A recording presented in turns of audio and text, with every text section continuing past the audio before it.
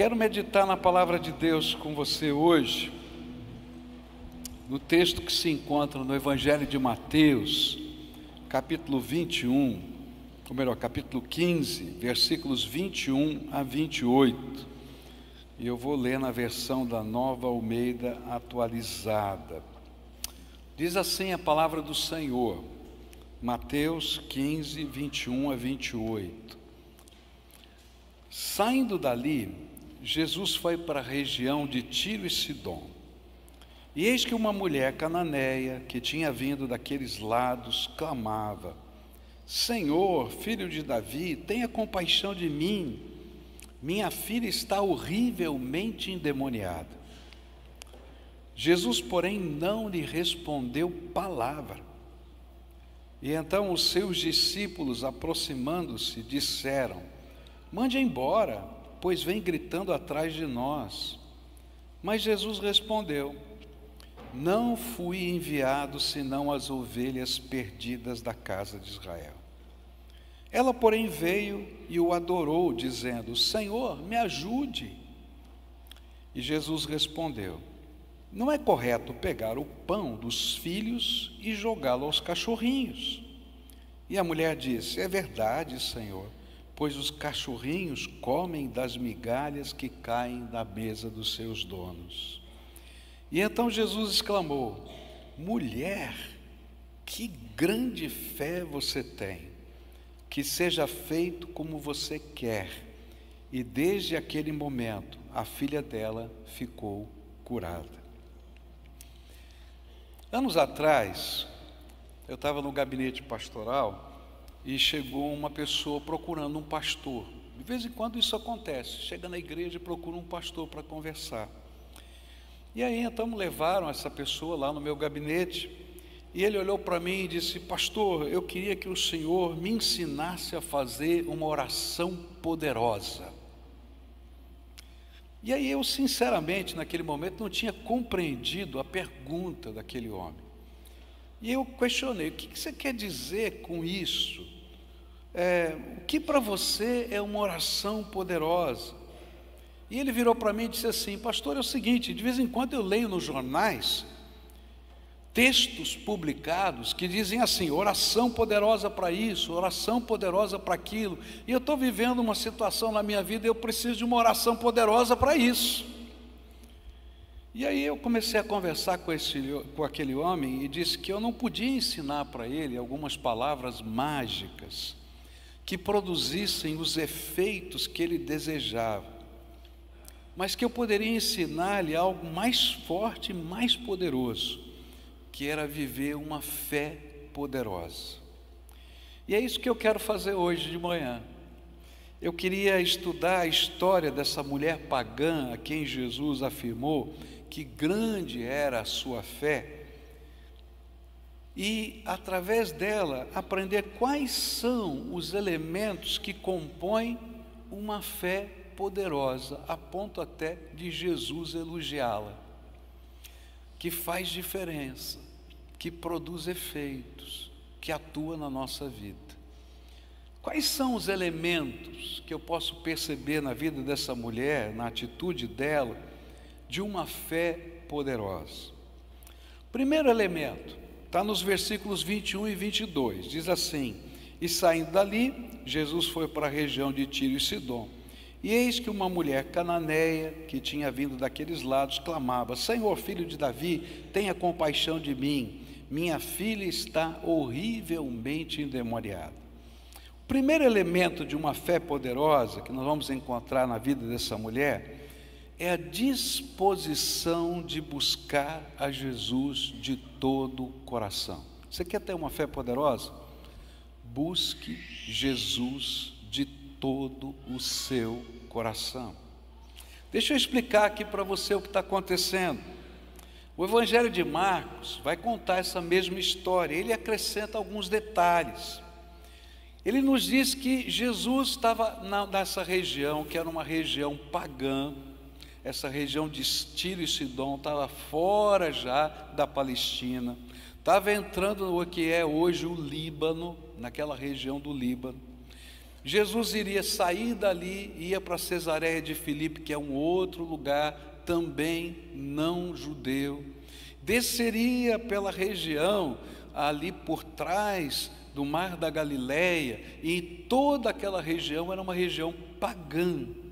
E o Evangelho de Marcos nos fala que ele estava chegando na cidade de Tiro, próximo da cidade de Tiro, e ele estava hospedado numa casa incógnito.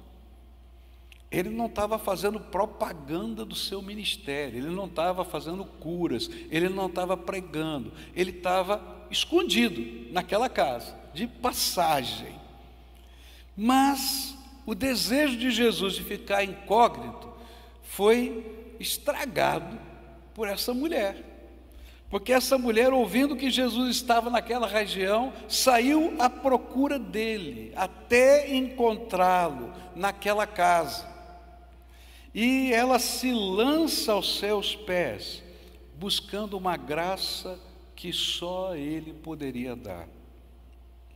Se você quer viver uma fé poderosa, precisará aprender que a fé precisa ser evidenciada em uma busca de todo o coração, daquele que é o único que pode tocar, abençoar, salvar a nossa vida.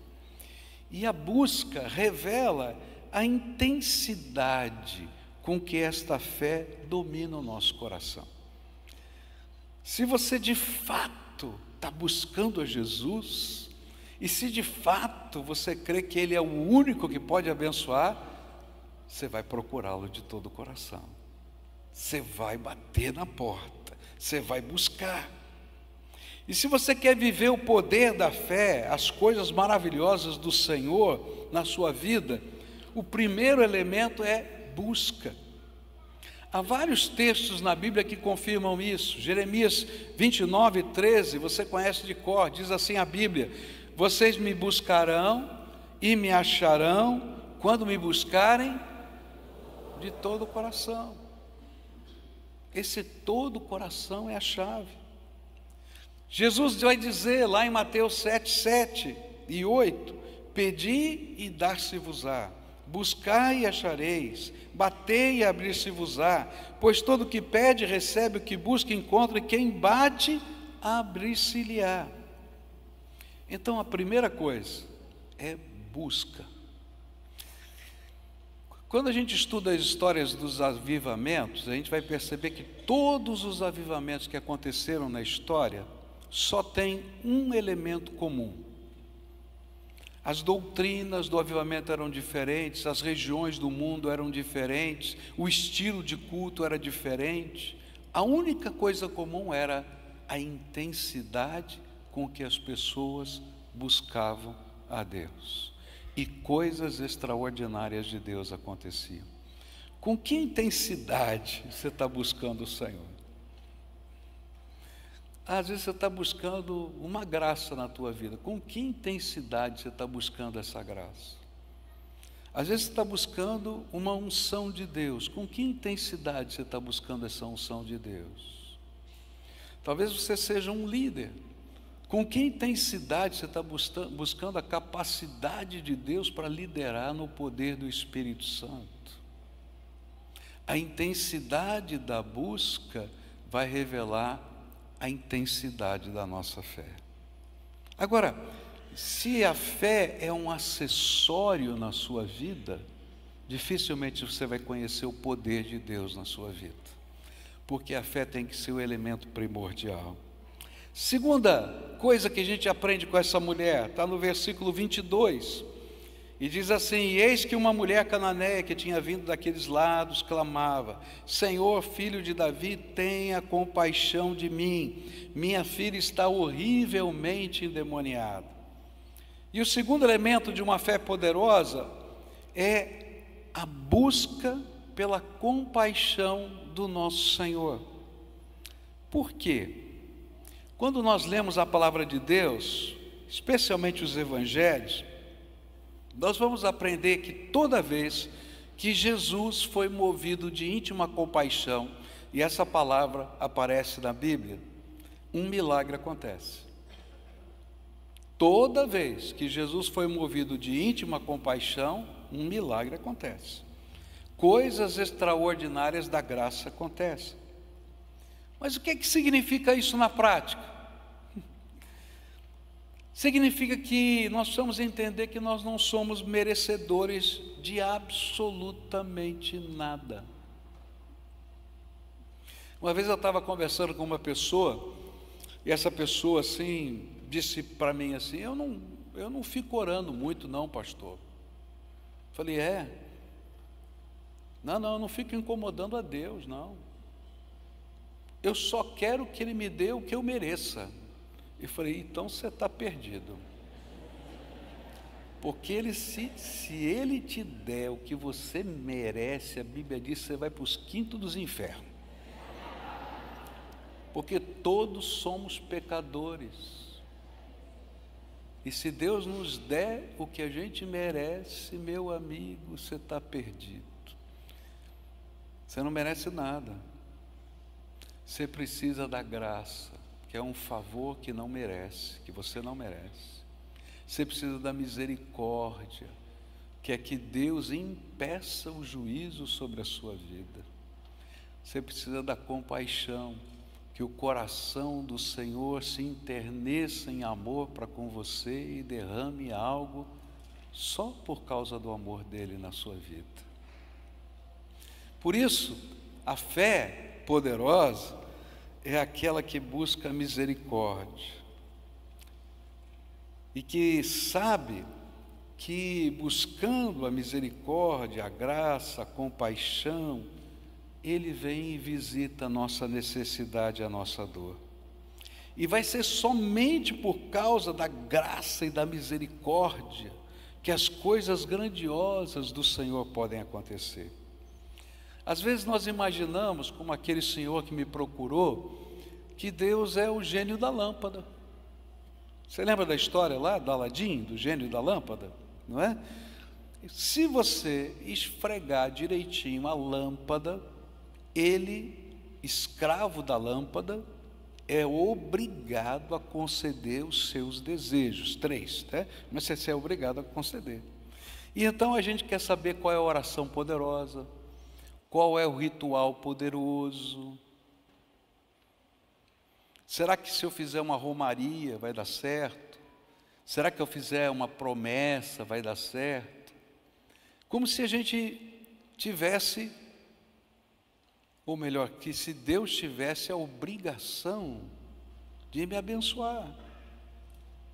Mas quando eu entro na presença dEle, reconhecendo que é só a graça e a misericórdia dEle, o coração de Deus se internece para conosco.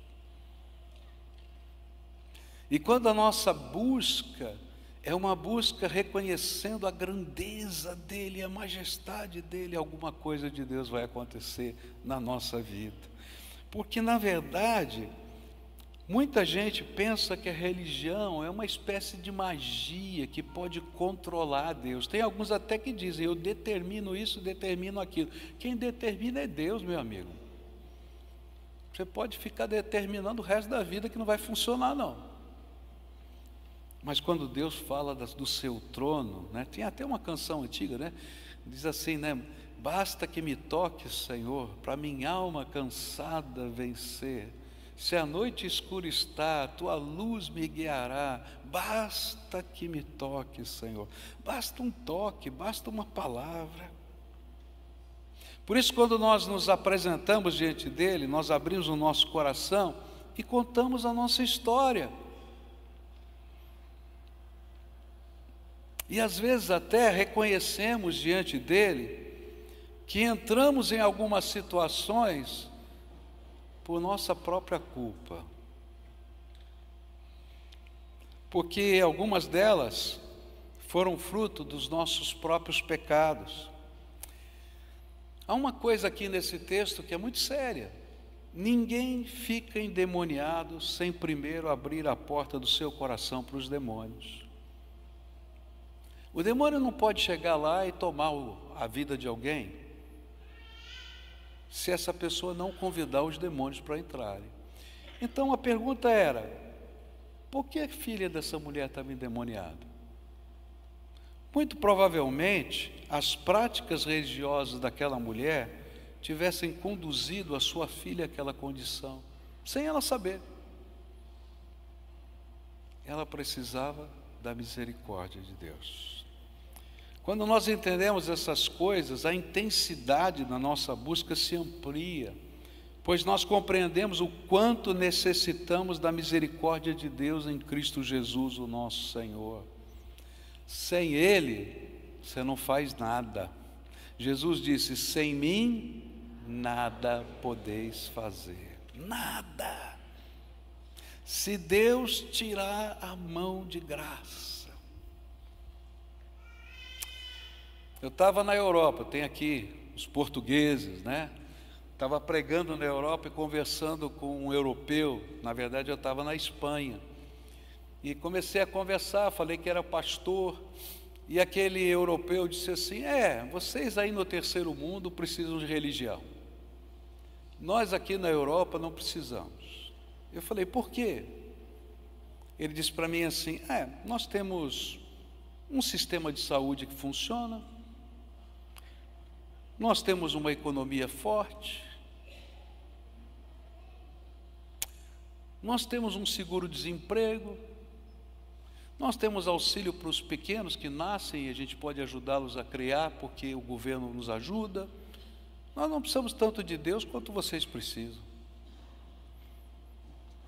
E por mais que eu tentasse falar de que todo ser humano precisa da misericórdia de Deus, o orgulho europeu era tão forte que ele não conseguia entender.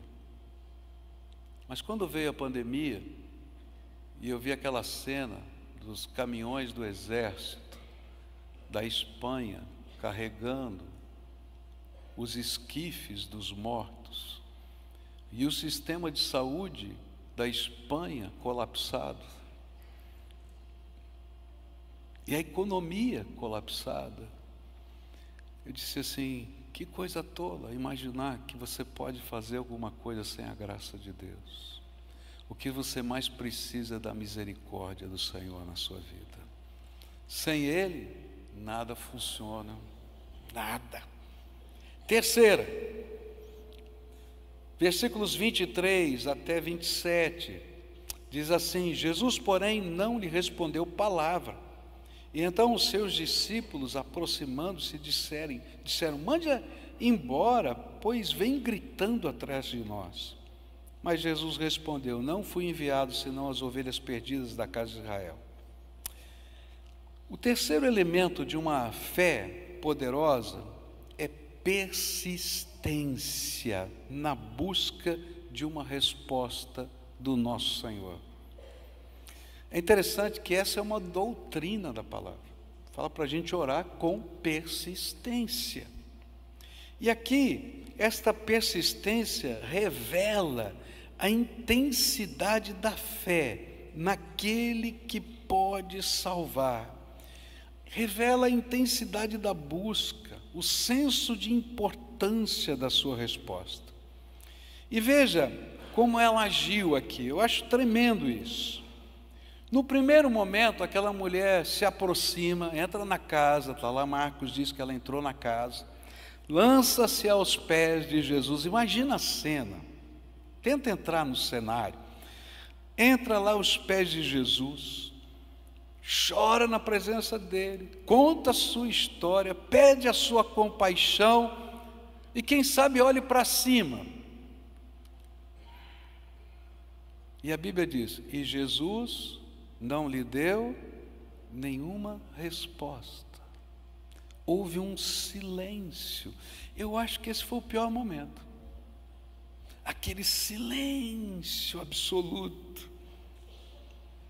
O silêncio foi tão constrangedor que os discípulos que estavam em volta disseram assim: Jesus, manda ela embora. Está fazendo barraco aqui, está fazendo escândalo, está atrapalhando a nossa reunião. Manda ela embora. É interessante que em alguns momentos da nossa vida, isso vai acontecer com você, já aconteceu comigo, vai acontecer outras vezes. O silêncio de Deus vem sobre a nossa vida.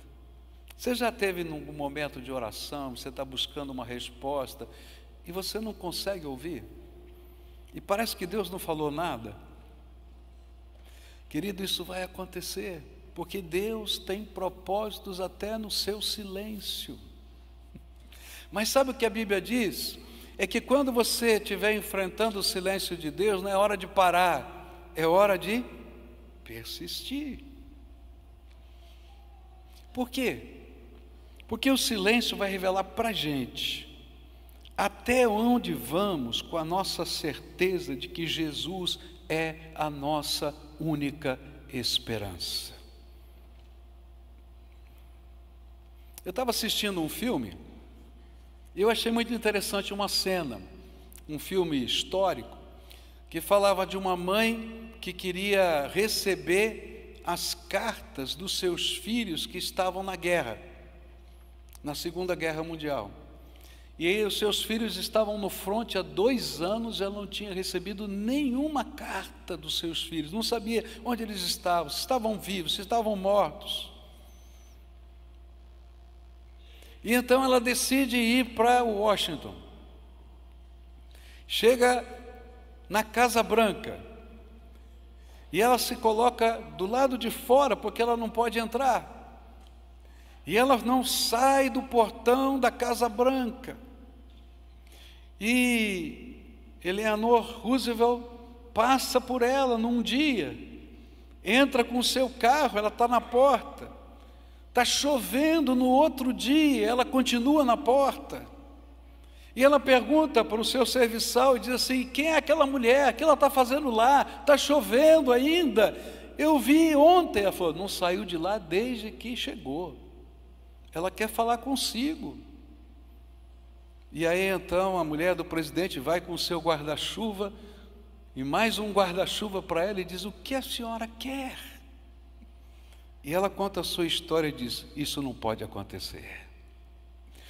Se nós, diz a Bíblia, que somos maus, sabemos dar boas dádivas aos nossos filhos, e Jesus fala isso no contexto de uma oração persistente, quanto mais o nosso Pai Celestial não nos dará o seu Espírito Santo. Aqui tem uma lição.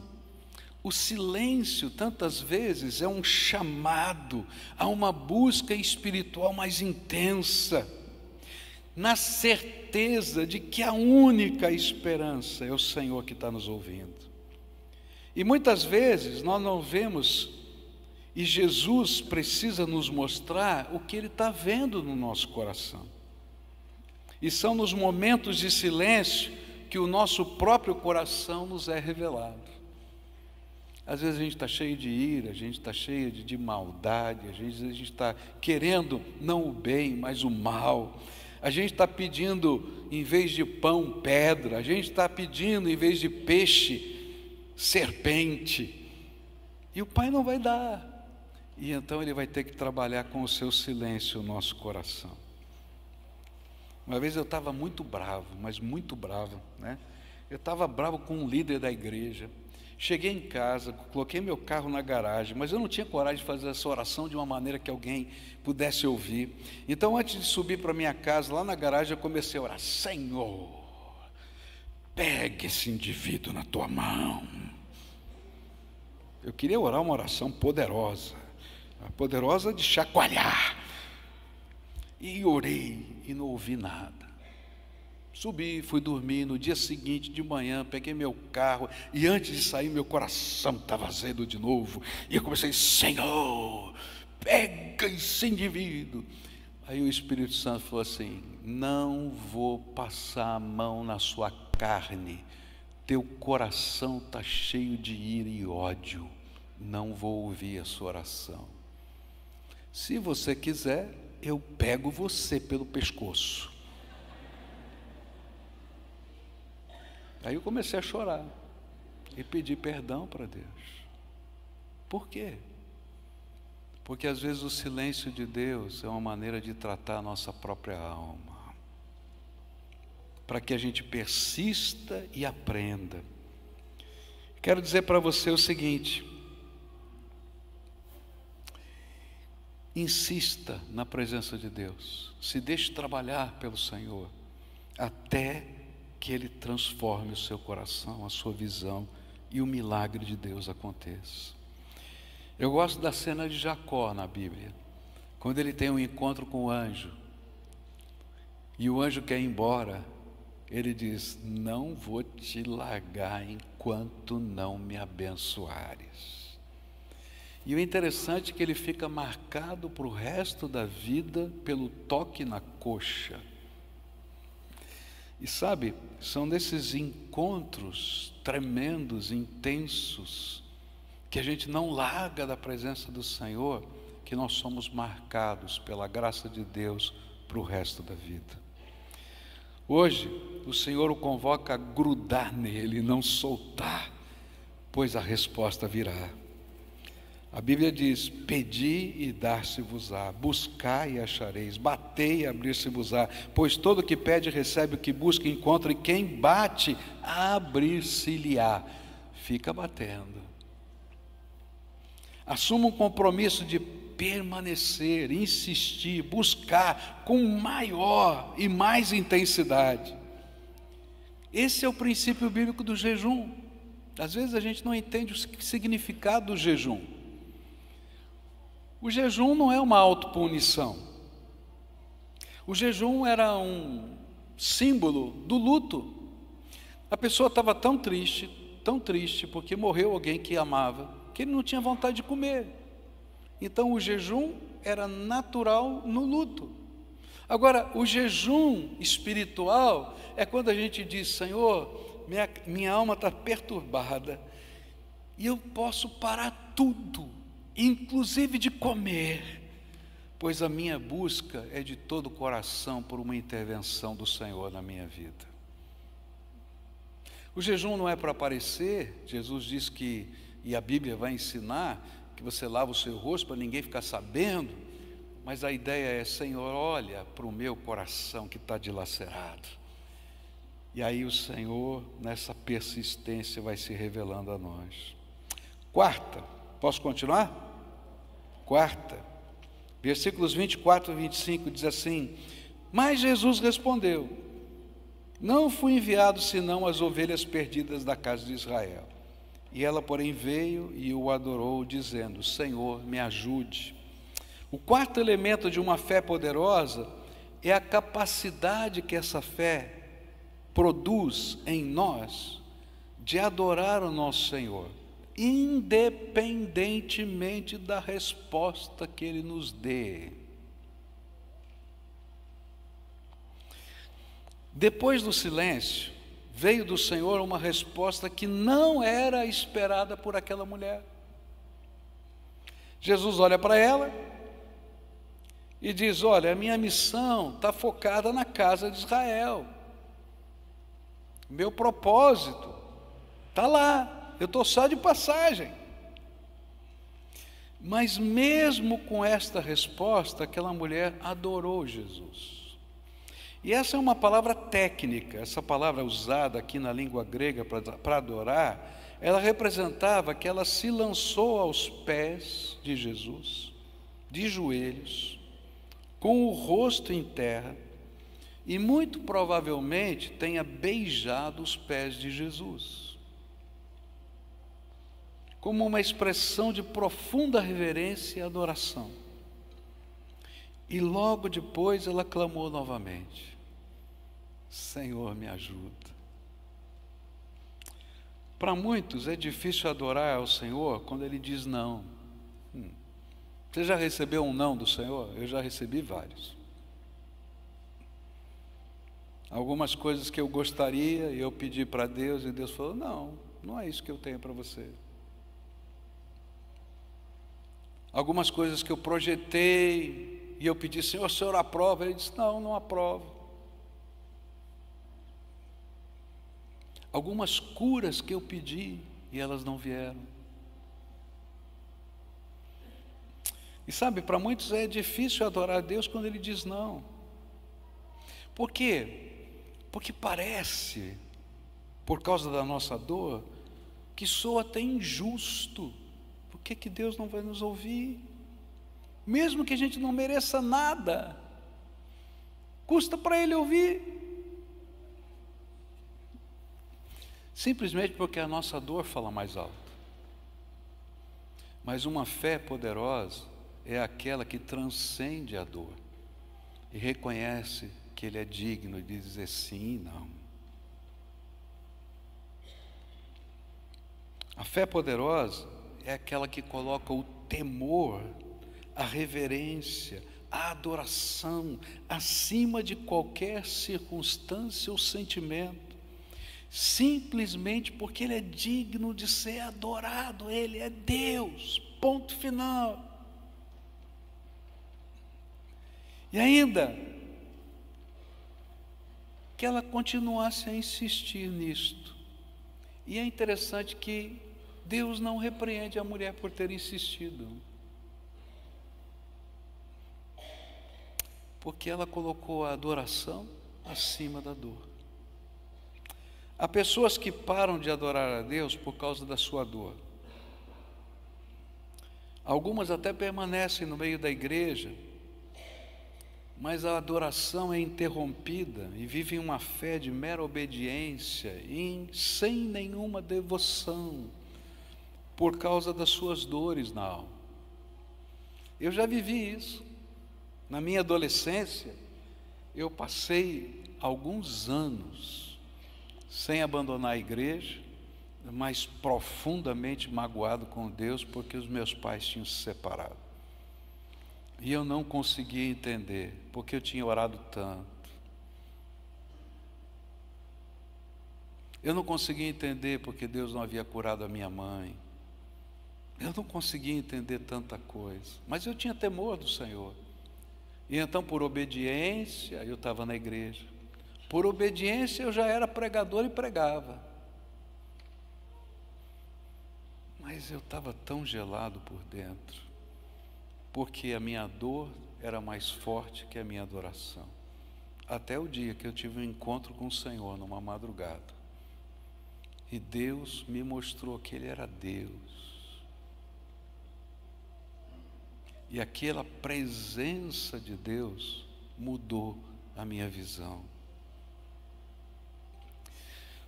Às vezes, precisamos aprender com essa mulher a colocar a adoração acima da dor, acima da espera, acima da resposta que não veio, pois é no meio dos louvores que o Senhor habita.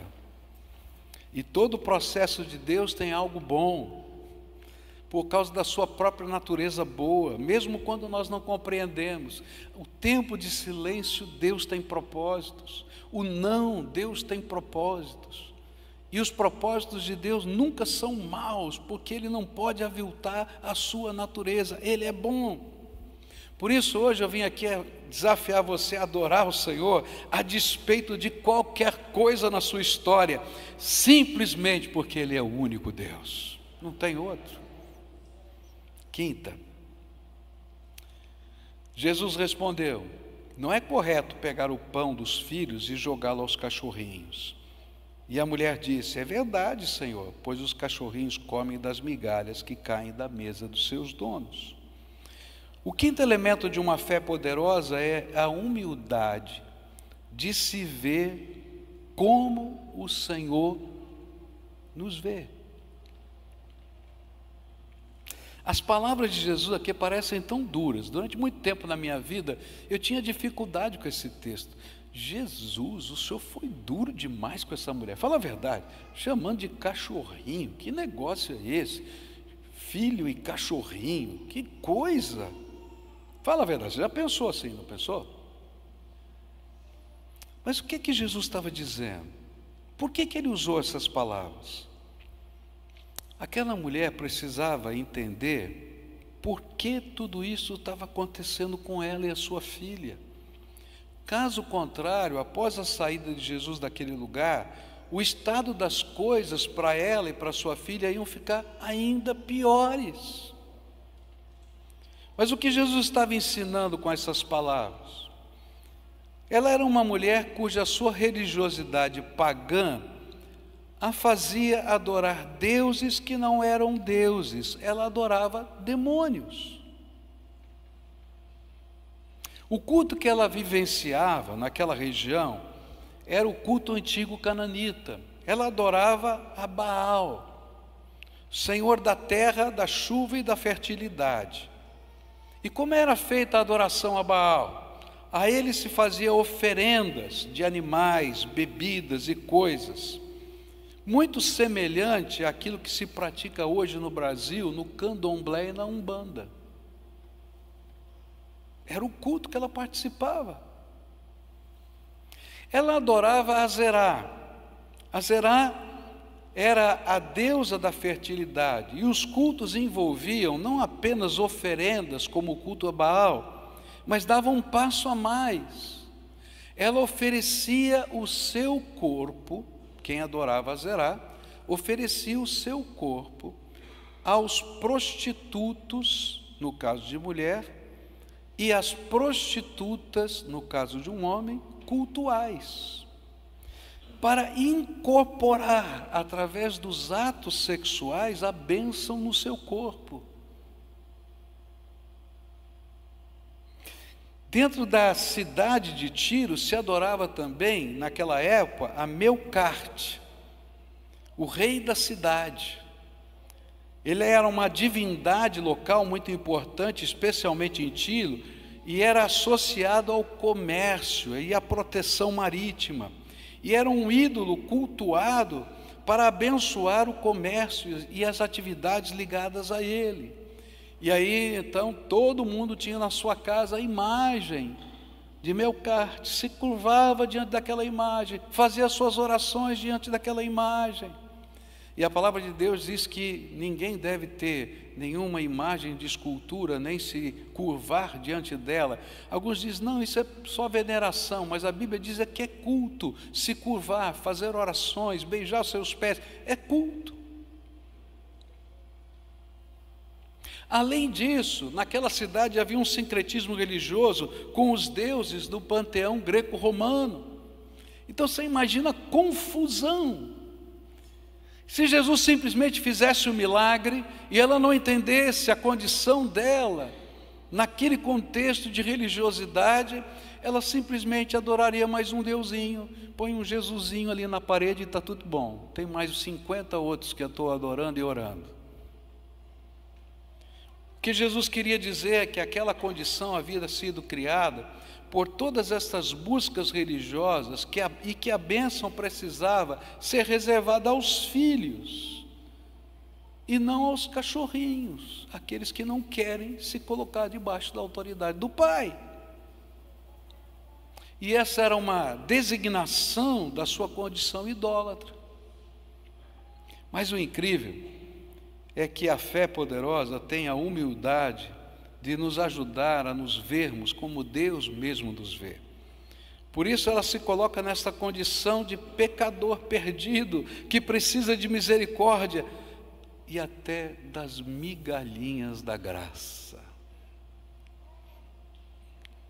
Sem este confronto, ela talvez recebesse a cura, a libertação, mas não uma conversão libertadora e definitiva. E o pior, a Bíblia vai ensinar que quando se expulsa um demônio e a casa fica limpa, varrida e adornada, ele vai dar uma voltinha lá fora e volta com mais 7. E o último estado é pior do que o primeiro.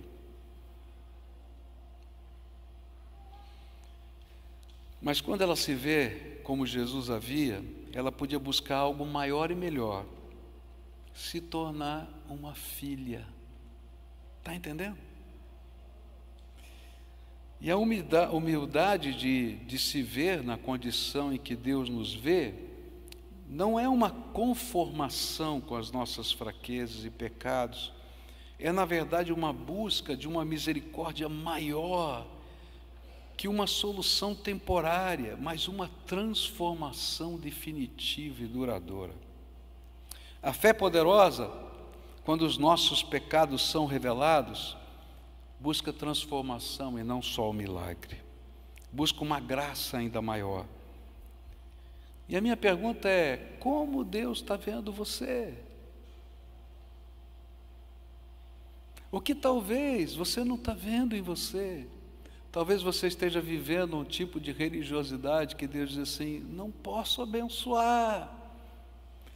Por quê? Porque só há um Deus e um único mediador entre Deus e os homens. E o nome desse mediador é Jesus Cristo, nosso Senhor. Qualquer outra coisa que você colocar no meio desse caminho, Deus detesta. Ainda que sejam personagens da história da igreja. Porque o único digno de levar a nossa petição ao Pai é o Deus Todo-Poderoso. Se você quer ter uma fé poderosa, então você precisa ter a humildade de permitir não apenas ser confrontado, mas transformado. Pois a única resposta salvadora só vai vir do nosso Senhor. E quando assim fazemos, ouviremos a mesma resposta que Jesus deu para aquela mulher. E então Jesus exclamou: mulher, que grande fé você tem, que seja feito como você quer. E desde aquele momento a filha dela ficou curada. E o Evangelho de Marcos diz que ela sai daquela casa, vai para a casa dela e encontra a menina sentada, calminha, sobre a cama dela. E ela sabe quem fez aquilo: Jesus. Última coisa. Por fim, o último elemento de uma fé poderosa é que ela abre a porta da graça para os outros.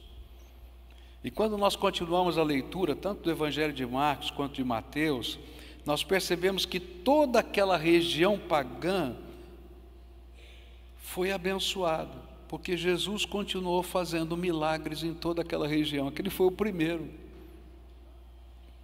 Simplesmente porque uma mulher, à semelhança da mulher samaritana, abriu a porta da fé no mundo pagão para Jesus. Pessoas foram buscá-lo naquela região. Jesus começa a ir embora da cidade e as pessoas estão seguindo. E aparece um surdo, mudo, e é curado. E a notícia agora da menina curada, do surdo, mudo curado, faz com que uma multidão siga Jesus, a ponto de quando ele chegar já de volta pelo outro lado, no mar da Galileia, tem 4.000 pessoas seguindo Jesus. E diz a Bíblia que ele vai fazer vários milagres e vai fazer uma multiplicação de pães. Quando você vive uma fé poderosa, você fala com alegria do autor e consumador da sua fé. Mas se você vive uma fé superficial, a coisa mais difícil para você é falar do seu Senhor. Às vezes a gente acha que falar do Senhor é coisa da intimidade do coração dos outros. Cada um tem que pensar do seu jeito. Querido, quando você vive uma fé poderosa e o poder de Deus está fluindo na tua vida, você não vai parar de falar das coisas grandiosas que Deus está fazendo. Porque a sua boca reflete do que está cheio o seu coração. Do que você mais fala é do que está cheio o seu coração. E se o seu coração estiver cheio da graça de Deus, você vai falar do poder de Deus. E a graça do Senhor vai abrir portas através da sua vida. E a sua boca vai abrir portas. Mas se a sua fé é superficial, talvez a sua boca feche portas para pessoas. Eu termino essa mensagem desafiando você a fazer as coisas que essa mulher fez. A primeira delas: você quer ter uma fé poderosa? Busca Jesus, só Jesus, de todo o seu coração. Busca, porque quem busca, encontra, acha. Quando você se aproximar de Jesus, conta a tua história para ele. Você vai dizer: ele já sabe, é verdade. Mas conta a tua dor, conta a tua necessidade, conta a tua condição. Se tem erros na tua vida, confessa o teu pecado, mas como pecado. Porque é a compaixão do Senhor que faz com que os milagres dele venham sobre a nossa vida. Quando você estiver no momento do silêncio, Aproveite esse momento para discernir o seu próprio coração e continue a persistir na presença do Senhor.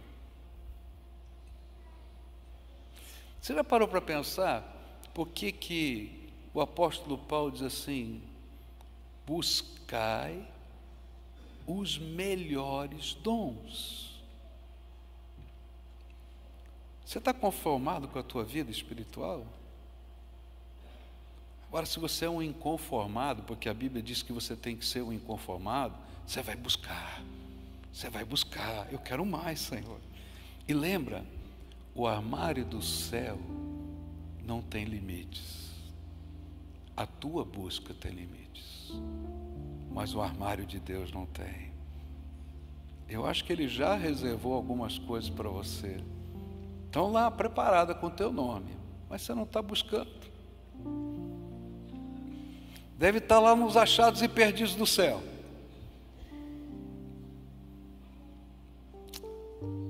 Quando estiver na presença de Deus, o adore. Não importa como, de que jeito, o que Ele esteja falando, porque Ele te ama. Ele te ama. Independentemente da resposta. E quando Ele te mostrar o que Ele está vendo no teu coração, para de brigar com Ele e se renda. Se eu sou um cachorrinho, dá uma migalhinha da tua graça. Ou quem sabe me faz uma filha. E se Deus derramou graça, não para de falar da grandeza de Deus. Hoje eu queria orar por você. Talvez o Senhor o trouxe aqui para dizer: você está precisando de uma fé poderosa. Talvez você esteja emperrado no meio do caminho. E eu vim aqui para dar um empurrão, para empurrar você para o próximo estágio.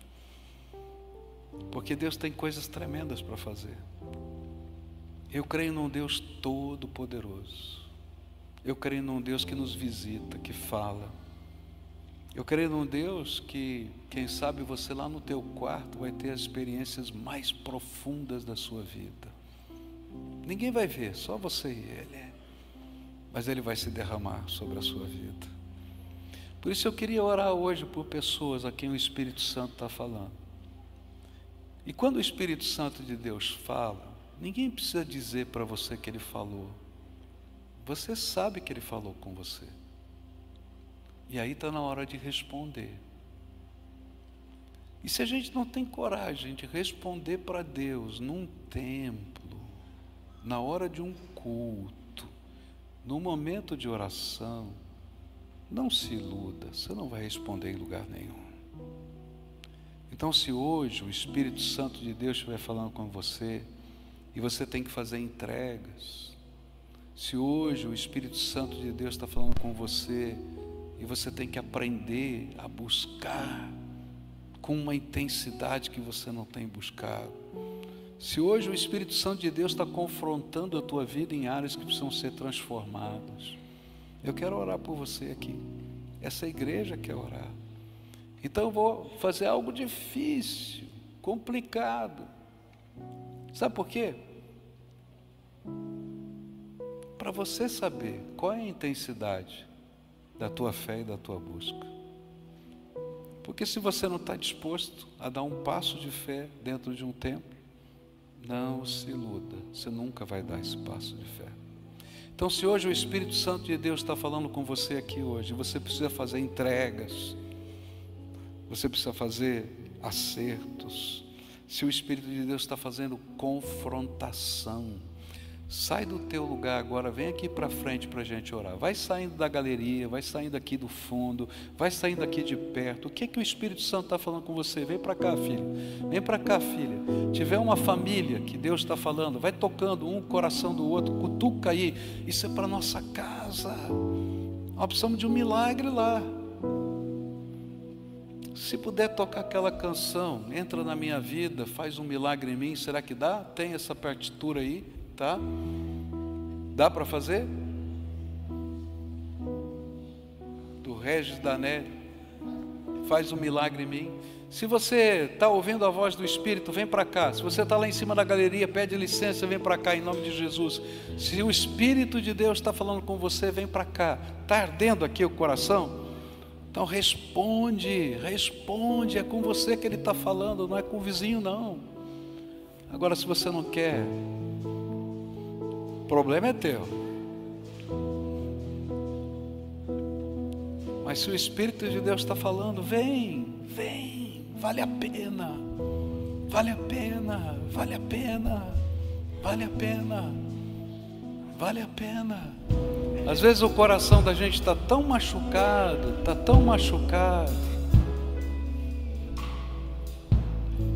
está sangrando. Você precisa de uma cura aí dentro da alma.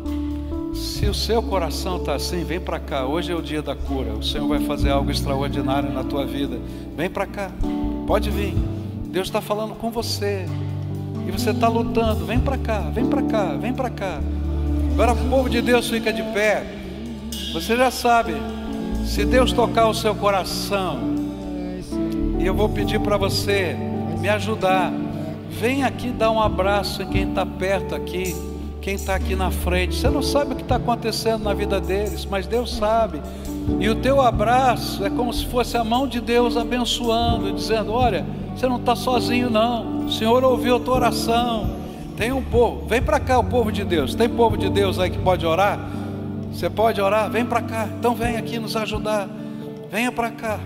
Coloca a mão sobre essas pessoas, para a gente levantar um clamor de bênção.